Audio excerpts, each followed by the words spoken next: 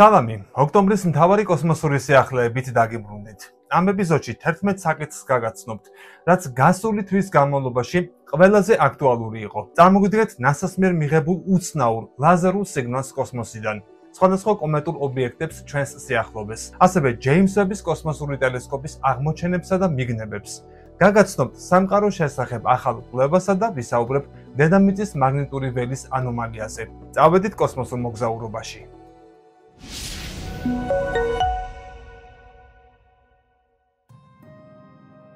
NASA-ს ხომალდი ფსიქე კოსმოსური კომუნიკაციების სფეროში ახალ სტანდარტებს ამკვიდრებს. 2024 წლის დეკემბერში დედამიწიდან 494 მილიონი კილომეტრის დაშორებით მყოფმა ამ ზონდმა ინფრაწითელი ლაზერული შეტყობინება წარმატებით გამოგზავნა. ეს დედამიწასა და მარსს შორის საშუალო მანძილზე ორჯერ მეტია და მთვარემდე მანძილს 1285 ჯერ აღემატება.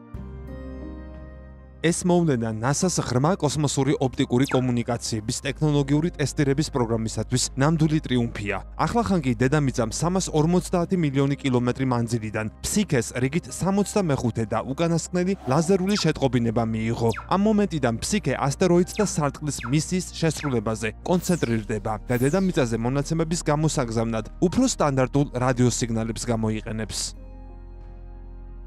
NASA ამერიკის შეერთებულ შტატებს მარსისკენ მიმავალ გზას უკვალავს. ლაზერული კომუნიკაციების ტექნოლოგიების განვითარება მარსის ზედაპირიდან ღირებული მონაცემების უპრეცედენტოდ სწრაფად მიწოდებასთან ერთი ნაბიჯით გვაახლოებს. ამბობს NASA-ს ადმინისტრატორი შონ დაფი. DSOC-მ დედამიწის სახმელეთო ტერმინალებს ჯამში 13.16 ტერაბაიტის მონაცემი მიაწოდა. მათ შორის არის ულტრა მაღალი გარჩევადობის ვიდეო, რომელიც დედამიწაზე ისტორიულად მაღალი 277 მეგაბიტ წამის სიჩქარით გამოიგზავნა.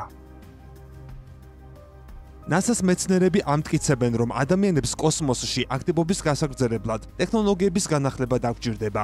რადიოკომუნიკაციების სანდუა, მაგრამ შედარებით ნელი. ამის გარდა კოსმოსის რადიოანტენების ქსელმა, რომელსაც NASA ხომალდებიდან მონაცემების მიღებისათვის იყენებს, ტევადობის შეზღუდვები უკვე აჩვენა. ეს ფაქტი NASA-ს მიზნების მიღწევაში ხელს უშლის.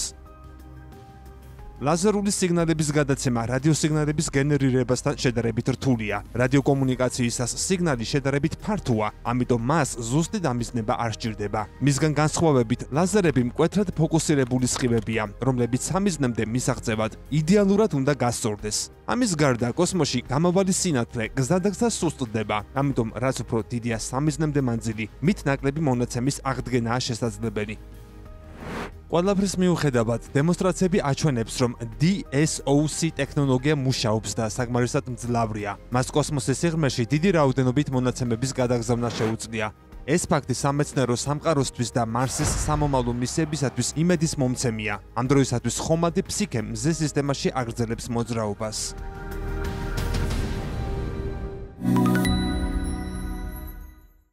ასტრონომებმა აღმოაჩინეს 700 მეტრის სიგანის ასტეროიდი, რომლის კვალსაც მზის სიკაშკაშე ფარავდა. მას 2025 SC-79 ეწოდება და ჩვენი ვარსკვლავის გარშემო შემოვლას 128 დღეს ანდომებს. ეს ნიშნავს, რომ მთელი სისტემის მასშტაბით იგი სისწრაფით მეორე ადგილზეა. ასევე ის მეორე ისეთი ობიექტია, რომლის ტრაექტორიაც სრულად ვენერას ორბიტაშია მოქცეული, ზოგჯერ კი მერკურისასაც კვეთს. კარნეგის მეცნიერებათა ინსტიტუტში მომუშავე სკოტ შეპარდმა ახალი ასტეროიდი პირველად 27 სექტემბერს შენიშნა. მას მზის ელვარება იმდენად ჩრდილავდა, რომ ძალიან ძნელად დასაკვირვებელი იყო. ასტრონომის თქმით, ასეთი ობიექტების დროულად გამოვლენა მნიშვნელოვანია, რადგან შეიძლება ისინი დედამიწისათვის პოტენციურ საფრთხეს შეიცავდეს. ყველაზე საშიში ასტეროიდები, ყველაზე ძნელად დასაფიქრებელია. კვლევის უმეტესობაში ასტეროიდები ღამის სიბნელეშია აღმოჩენილი, როცა მათი შემჩნევა შედარებით მარტივია.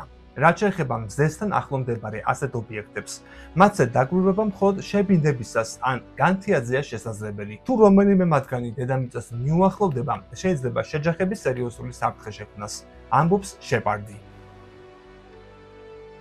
მან 2025 SC-79 ბნელი ენერგიის კამერით გადაიღო, რომელიც ბლანკოს 4 მეტრიან ტელესკოპზეა დამაგრებული.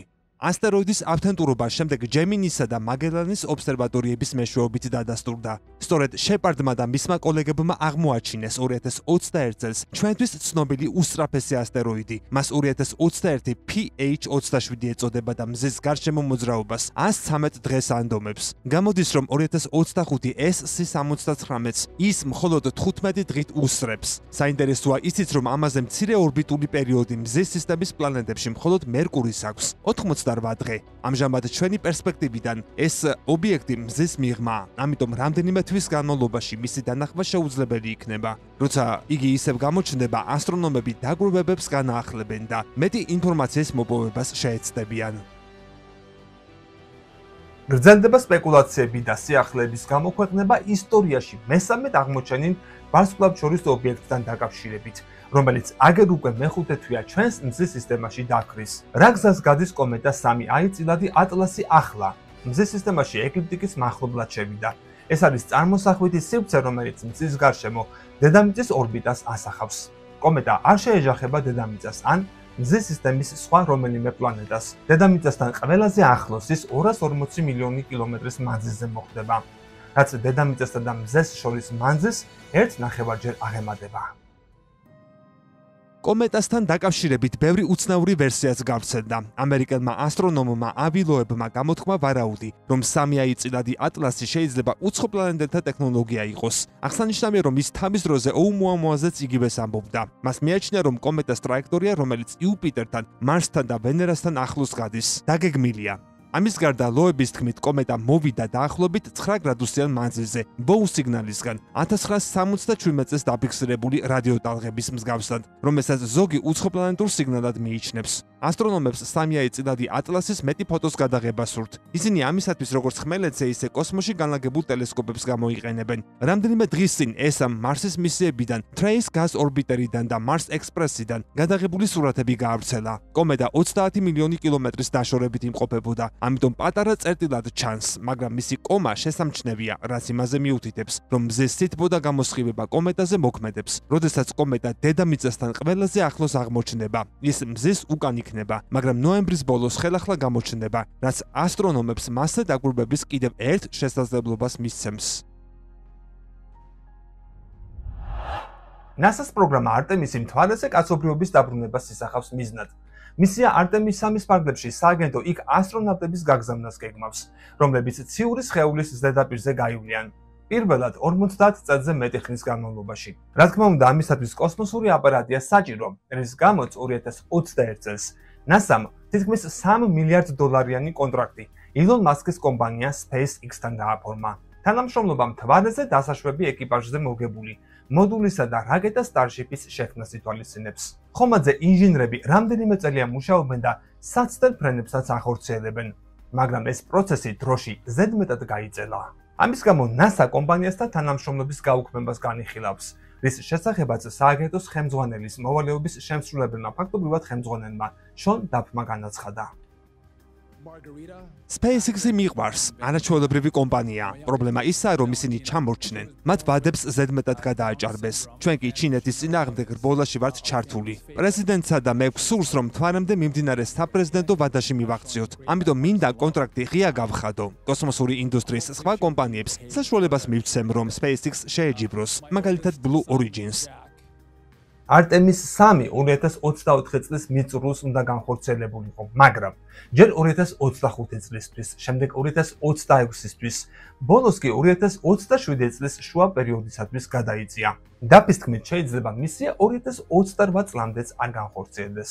გადავადების მიზეზი მხოლოდ მასკის რაკეტა არაა, არამედ ორიონის კაფსულა, ასტრონავტების სკაფანდრები და სხვა. მართალია ტესტირებებისას Starship-ი მუდმივად ფეთქდებოდა, მაგრამ ბოლო ორმა ფრენამ წარმატებით ჩაიარა. NASA-სთვის დრო მნიშვნელოვანია, რადგან მთვარეზე ასტრონავტების გაგზავნას ჩინეთიც გეგმავს. ამიტომ ტექნოლოგიურ მზაობაზე დამოკიდებული, რომელი ქვეყანა იქნება პირველი.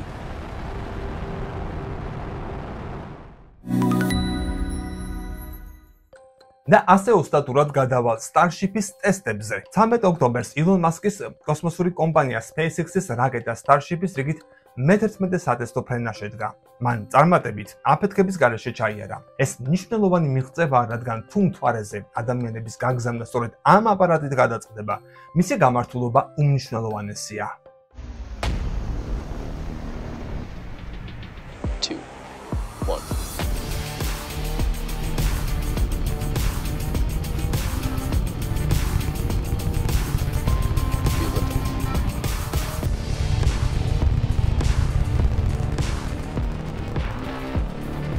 Vehicle pitching downrange.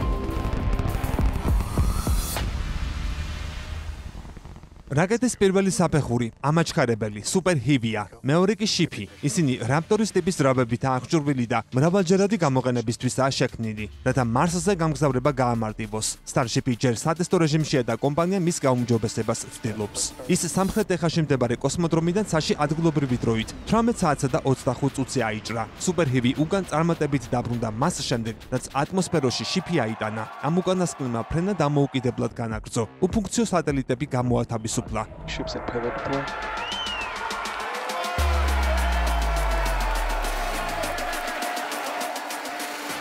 There goes another one. Relay demo startup. აფრენიდან დაახლოებით 1 საათში ინდოეთის ოკეანეში ჩავარდა. კომპანიის მიერ წყლიდან მისი ამოღება არც იგეგმებოდა. NASA-სთვის მთვარის პროგრამა მნიშვნელოვანია, რადგან 2030 წლამდე ჩინეთი იმავეს აპირებს. თუ კი რაიმე გეგმის მიხედვით ვერ წარიმართება, შესაძლოა ამერიკის შეერთებულ შტატებს სწორედ კონკურენტმა დაასწროს. ამ სიტუაციას ხშირად კოსმოსურ რბოლას ადარებენ, ვინაიდან ჩინეთი კოსმოსს უკვე გასაოცარი სისწრაფით ითვისებს. ამ ყველაფრის გათვალისწინებით Starship-ის უსაფრთხოებასა და გამართულ ფუნქციონირებაში დარწმუნება გადამწყვეტია. სწორედ ამაზეა დამოკიდებული, რამდენად დროულად განხორციელდება ისტორიული მისია Artemis 3. ატლანტიკის ოკეანის სამხრეთის მიმდებარედ დედამიწის მაგნიტური ველი განსაკუთრებულად სუსტია. მეცნიერთა კვლევამ აჩვენა, რომ 2014 წლიდან დღემდე ეს სამხრეთ ატლანტიკური ანომალია ზომაში საგრძნობლად გაიზარდა. სატელიტური მონაცემების მიხედვით, მან ამ პერიოდში ევროპის კონტინენტის თითქმის ნახევრის ტოლი არეალი მოიცვა და აფრიკისკენ წაიწია, სადაც ველი უფრო სწრაფად სუსტდება. ეს მაგნიტური ანომალია დედამიწის გარე ბირთვში მიმდინარე პროცესს უკავშირდება, მაგრამ უფრო ფართო გავლენა აქვს. სპეციალისტები ამბობენ, რომ შესაძლოა მან ამ რეგიონის თავზე მოძრავ ხელოვნურ თანამგზავრებს საფრთხეც კი შეუქმნას. მაგნიტური ველი დედამიწასა და მის დაბალ ორბიტას მზის დამოხტული ნაწილაკებისგან და რენტგენული თუ ულტრაისფერი რადიაციისგან იცავს. სამხრეთ ატლანტიკური ანომალიის მიმდებარედ მოძრავი ზონდები მსგავსი გავლენის ქვეშ ვერ ექცევა, ამიტომ პოტენციური საფრთხის წინაშეა. ამან შეიძლება მათი სისტემები დააზიანოს და ხარვეზები გამოიწვიოს. ეს ანომალია პირველად მე-19 საუკუნეში შენიშნეს. დადგინდა, რომ მაგნიტური ველი იქ პლანეტის ზედაპირიდან დაახლოებით 200 კილომეტრ სიმაღლეზე ვრცელდება. შედარებისათვის, სხვა რეგიონებში მსგავსი საშუალო მანძილი 640 კილომეტრამდეა. ანუ სხვაობა საკმაოდ დიდია. ფიქრობენ, რომ იგი დედამიწის მანტიისა და გარე ბირთვის მიჯნაზე მიმდინარე პროცესების გამო იზრდება. გარე ბირთვი დამძნარი რკინისგან შედგება და ხმელეთის ზედაპირიდან 3000 კილომეტრ სიღრმეშია განლაგებული. ამ მასის მოძრაობა ელექტრულ დენს წარმოქმნის, რომლის აქტიურობაც მაგნიტური ველის ფორმირებას უწყობს ხელს. იგი მანტიამდე და იქიდან ატმოსფერომდე ვრცელდება. წარმოიდგინეთ გიგანტური რგოლები, რომლებიც პოლუსებთან ახლოს ერთდება. სამხრეთ ატლანტიკური ანომალიის ქვეშ წარმოქმნილი მაგნეტიზმი ზოგ ადგილას ისევ ბირთვს უბრუნდება. ეს ფენომენი სხვადასხვა არეალში შეიძლება გამოვლინდეს და გავრცელდეს, რაც ანომალიის რადიუსის ზრდას ხსნის. ბოლო 11 წლის განმავლობაში ამგვარი ზრდის ტენდენცია ევროპის კოსმოსური სააგენტოს მისია SWORM-ის იდენტური სატელიტებით დააფიქსირეს. მონაცემებში კანადასა და ციმბირის თავზე არსებული მაგნიტური ცვლილებებიც აღმოაჩინეს. კერძოდ, პირველში ველის შესუსტება, მეორეში კი გაძლიერება. ამის მიზეზად დედამიწის ჩრდილოეთ მაგნიტური პოლუსის ციმბირისკენ გადანაცვლება მიაჩნდათ, მაგრამ ასეთი დინამიკის შესასწავლად დამატებითი დაკვირვებებია საჭირო.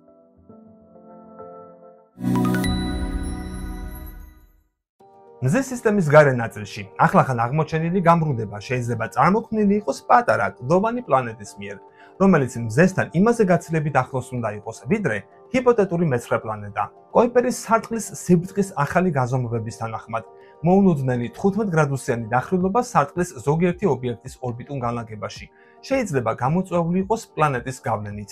კოიპერის სარტყელი არის ყინულოვან ობიექტთა ვრცელი რეგიონი, ნეპტუნს გადაღმა. სინამდვილეში ნეპტუნის ორბიტის გადაღმა ობიექტების დანახვა ძალიან რთულია. მზისგან ასე შორს გარბრტყელებულ დონატის ფორმის კოიპერის სარტყელში მდებარე ობიექტები ძლიერ ცოტა მზის სინათლეს ირეკლავენ. ამავე დროს ისინი უკიდურესად ცივებია და შესაბამისად არც თერმულ ინფრაწითელ რადიაციას გამოყოფენ. დაახლოებით ვიცით, რა არის იქ, მაგრამ კონკრეტულობა უფრო ბუნდოვანია. თუკი პლუტონის ორბიტის გადაღმა დაახლოებით 40 ასტრონომიული ერთეულის მანძილზე პლანეტები მოძრაობს, მათი პოვნა ადვილი არ იქნება. ნებისმიერი ასეთი პლანეტა ძლიერ პატარა და ბნელი იქნება და თუკი არ ვიცით ცის ზუსტად რომელ მონაკვეთში მოძრაობს ნებისმიერ მოცემულ მომენტში, მათი დაფიქსირების შანსი არ გვაქვს. თუმცა იმედი ბოლომდე დაკარგული არ არის. ახლა ამ ტიპის დეფორმაცია ბუნებრივად გაბრტყელდებოდა შედარებით მოკლე დროში, დაახლოებით 100 მილიონ წელიწადში. თუკი იქ რაღაც არ იქნებოდა, რომელიც იქაურობას ურევს. ამიტომ მკვლევრებმა გაუშვეს N სხეულის სიმულაციები, რათა ენახათ, გაიმეორებდა თუ არა ისინი ამ ეფექტს. დაკვირვებებთან ყველაზე ახლოს იყო სიმულაცია მზის სისტემისა, რომელშიც არსებობს პატარა პლანეტა მერკურისა და დედამიწის ზომებს შორის, რომელიც მზის სისტემის გარე ნაწილში მოძრაობს 80-დან 200 ასტრონომიულ ერთეულებს შორის მანძილზე 10 გრადუსიანი დახრილობით. ამ ჰიპოთეტურ პლანეტას მკვლევრებმა პლანეტა Y უწოდეს. რა თქმა უნდა, დადასტურებული ჯერ არაფერია, მაგრამ კვლევის შედეგები ასტრონომებს სთავაზობს შემდეგი კვლევების საფუძველს. ჯეიმს ვების კოსმოსურმა ტელესკოპმა შორეულ კოსმოსში სავარაუდოდ შენიშნა ჰიპოთეტური ობიექტის, სახელად ბნელი ვარსკვლავის ანდროისათვის საუკეთესო მტკიცებულება. დადასტურების შემთხვევაში ამ აღმოჩენამ შეიძლება ფიზიკის რამდენიმე საიდუმლო ამოხსნას. ბნელი ვარსკვლავი შეიძლება ოქსიმორონად ჟღერდეს, მაგრამ ის მაინც გამოყოფს სინათლესა და ენერგიას. ის არ უნდა მუშაობდეს ბირთვული სინთეზით, როგორც ჩვეულებრივი ვარსკვლავები. ამის ნაცვლად ის უნდა მუშაობდეს ერთმანეთთან ურთიერთმოქმედი ბნელი მატერიის ნაწილაკებზე.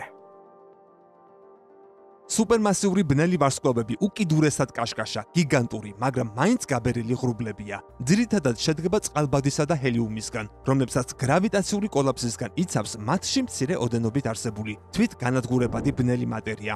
ამბობს ამერიკის შეერთებული შტატების კოლგეიტის უნივერსიტეტის ასტროფიზიკოსი კოსმინ ილაი. ამჯერად მკვლევრებმა იპოვეს ბნელი ვარსკვლავების საუკეთესო მტკიცებულება. აქამდე აღმოჩენილთა შორის 4 ყველაზე შორეული ობიექტის შესწავლისას ჯგუფმა დაადგინა, რომ ყველა მათგანი შეესაბამება ბნელი ვარსკვლავის ახსნას.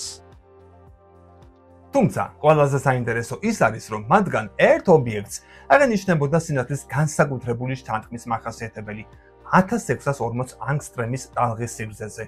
ეს ბნელი ვარსკვლავების მკაფიო ნიშნად მიიჩნევა, რომელიც წარმოიქმნება მათ ატმოსფეროში არსებული ერთჯერადად იონიზებული ჰელიუმისგან. ახალ კვლევაში შეისწავლეს 4 ასეთი ობიექტის სპექტრი და მორფოლოგია. ერთი წერტილოვანი წყარო შესაბამისი ჩანდა, დანარჩენი 3 კი ოდნავ დიფუზიური, რაც იმას ნიშნავს, რომ ისინი შეიძლება იყოს ბნელი ვარსკვლავები, რომლებსაც გარს აკრავს იონიზებული წყალბადისა და ჰელიუმის ნისლეულები.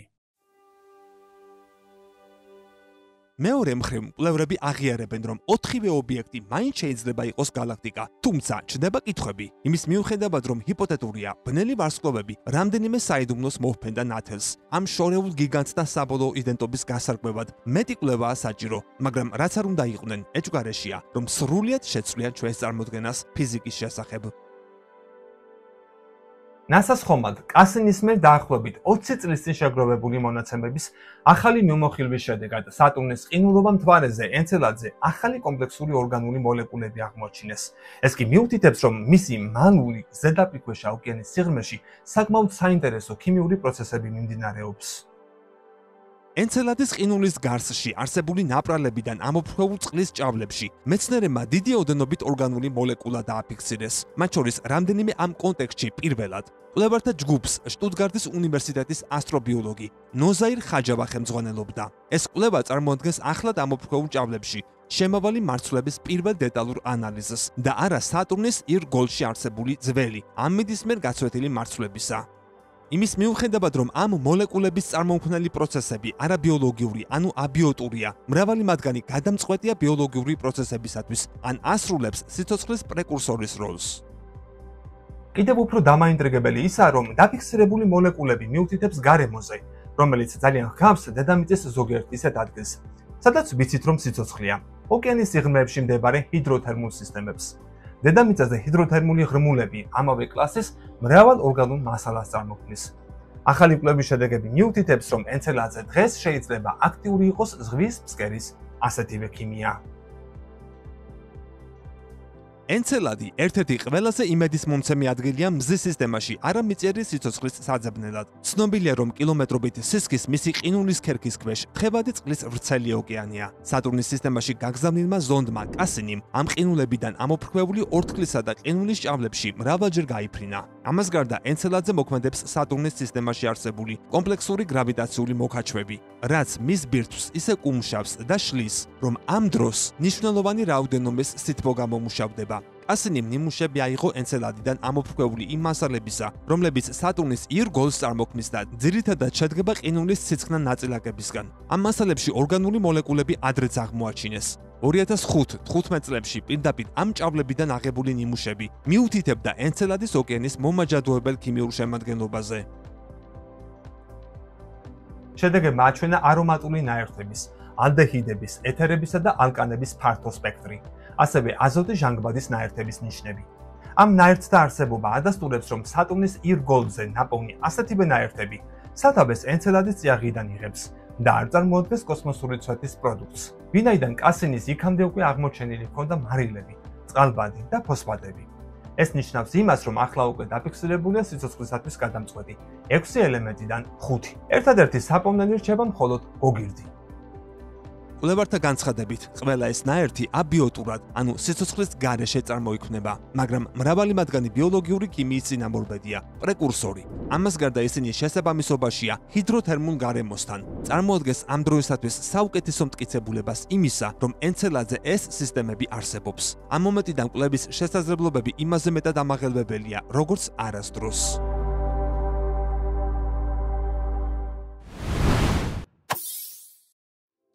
არსებობენ თუ არა არამიწიერი ცივილიზაციები. სავარაუდოდ კი, უმეტეს ვარსკვლავს პლანეტები აქვს.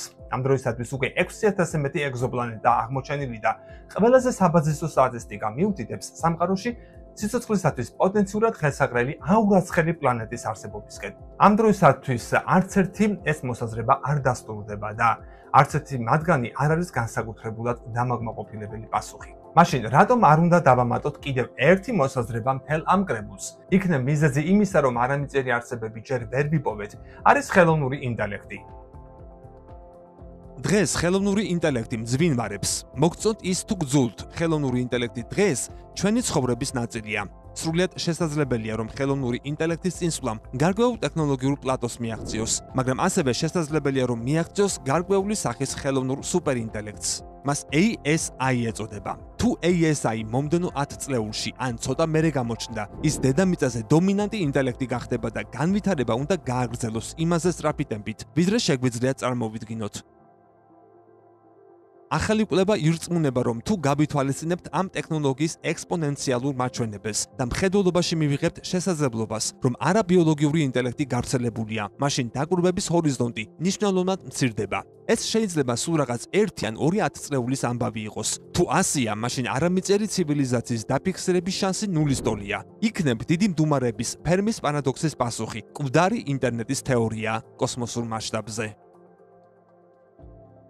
თუკი მართებულია ბოლოდროინდელი აღმოჩენა იმის შესახებ, რომ ბნელი ენერგია ევოლუციას განიცდის.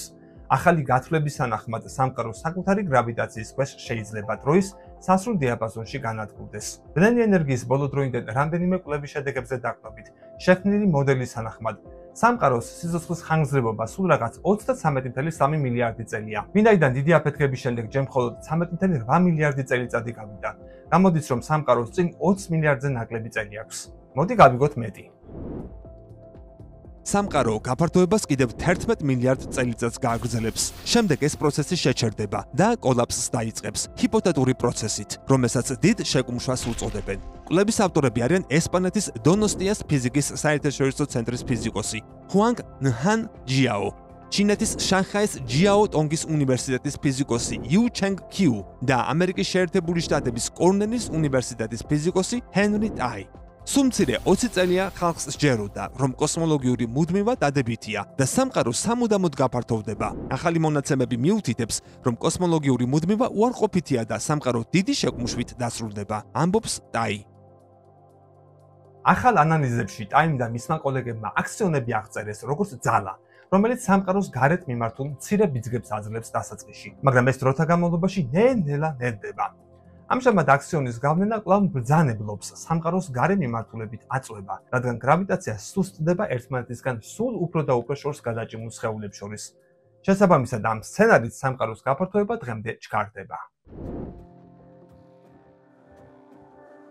თუმცა დაახლოებით 11 მილიარდ წელიწადში აქციონების მიწოლა იმდენად შემცირდება, რომ მას უარყოფითი მიზიდულობა დაჯაბნის და სამყაროს გარეთ გაფართოებას მაქსიმალურ ზომამდე, მის ამჟამიდან ზომაზე დაახლოებით 1.7-ჯერ მეტ ზომამდე მიიყვანს და გააჩერებს. ამის შემდეგ სამყარო კვლავ შეკუმშვას დაიწყებს და სულ რაღაც 8 მილიარდ წელიწადში დიდ შეკუმშვამდე მიიყვანს. ახალი კვლევის თანახმად დაღმართის შეკუმშვა უფრო სწრაფია, რადგან მასზე მბრძანებლობს აქციონების კინეტიკური ენერგია.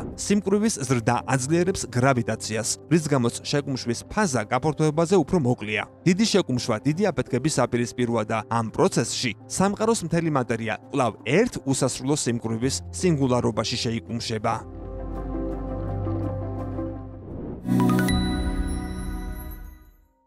ხაზგასმით უნდა აღვნიშნო, რომ ეს ყველაფერი შორს არის დანამდვილებისგან. არც პროგნოზია, უბრალოდ არის ერთი შესაძლო მომავალი. თუ ბოლოდროინდელი მინიშნებები დადასტურდება. საჭიროა გაცილებით მეტი კვლევა იმის დასადგენად, მართლაც ვითარდება და იცვლება თუ არა ბნელი ენერგია. ამას გარდა ჯერ კიდევ არ ვიცით, სინამდვილეში რა არის ბნელი ენერგია. შეიძლება ეს სულაც არ აღმოჩნდეს აქციონები ან აქციონის მსგავსი ნაწილაკები და სრულიად სხვა რამ იყოს. მიუხედავად ამისა, ახალი კვლევა გვთავაზობს ერთ შესაძლო პასუხს კოსმოლოგიის ერთ-ერთ უდიდეს კითხვაზე. რას ფიქრობ შენ? გელი კომენტარების ველში. ოქტომბრის კოსმოსური შეჯამება ამით დასრულებულია. სალამ დაგემშვიდობებით კი. დიდი მადლობა მინდა გადავუხადო ჩემს მაყურებლებს, რომლებმაც გასული თვის განმავლობაში, ოქტომბერში, შემოწირულობა გაიღეს პროექტის გაგრძელების მხარდაჭერისათვის. მათ სახელებსა და გვარებს ახლა ეგრეთ წოდებული მორბენალის ტრიბუნით ხედავთ. თქვენ კი გთხოვთ, რომ გამოიწეროთ არხი. მადლობა მხარდაჭერისთვის.